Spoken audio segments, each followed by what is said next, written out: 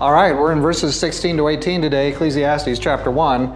And human wisdom isn't the answer. That's going to be what we're going to be told. But it's interesting for us to hear that because we live in the time when, we're all excited, AI. All right, well, let's hear it. What does 16 to 17 and 18 say? We want these last verses in Ecclesiastes 1, verses 16 to 18, so let's take a glance. I said to myself, behold, I have magnified and increased wisdom more than all who were over Jerusalem before me, and my mind has observed a wealth of wisdom and knowledge. And I set my mind to know wisdom and to know madness and folly. I realize that this also is striving after wind, because in much wisdom there is much grief, and increasing knowledge results in increasing pain. That's a pretty grim line, isn't it? The more we know doesn't mean that we're somehow better off. Yeah, so that's what I was saying. We're going to fix it. We just got to get the smartest people. We need to clone Elon Musk and get a bunch of those guys. We need to get AIs and start up and get a bunch of those guys. We need the smart people. They'll fix it all for us. All we need is, some more of that human wisdom, right? That'll do it. Only Ecclesiastes says no. The king who's had all the smart people and the most accomplished people, he tells us after he's had them in and he's done what he can, and he's not an intellectual slouch either. He says, guess what? This doesn't amount to much. This isn't going to get us where we want to go. This isn't going to bring us to the kind of things, the kind of blessings that we really want from God. So there's a lesson for us, and if we're not careful, we're at that age, we're going to do it on artificial intelligence. We're going to make these big supercomputers. We're going to get the really smart people. They're going to just fix it all for us. It's been tried out before, but with God, it can be all very different. I'm not saying that we shouldn't take advantage of technology. Of course we should.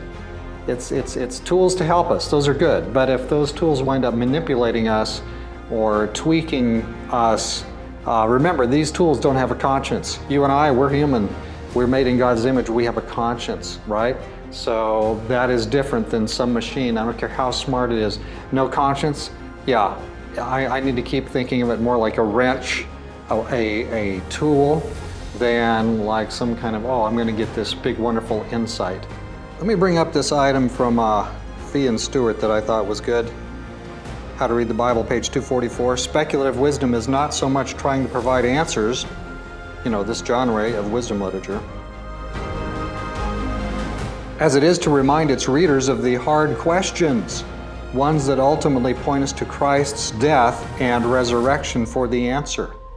So really that's what's going on here. Wisdom literature is not trying to provide us with answers, it's trying to point out the big questions. It's interesting how little we really look at the big questions. The big questions, we ignore them, we don't ask them. And Solomon wants us to ask those questions because he asked them and he finally got back to God, but boy, at what enormous costs.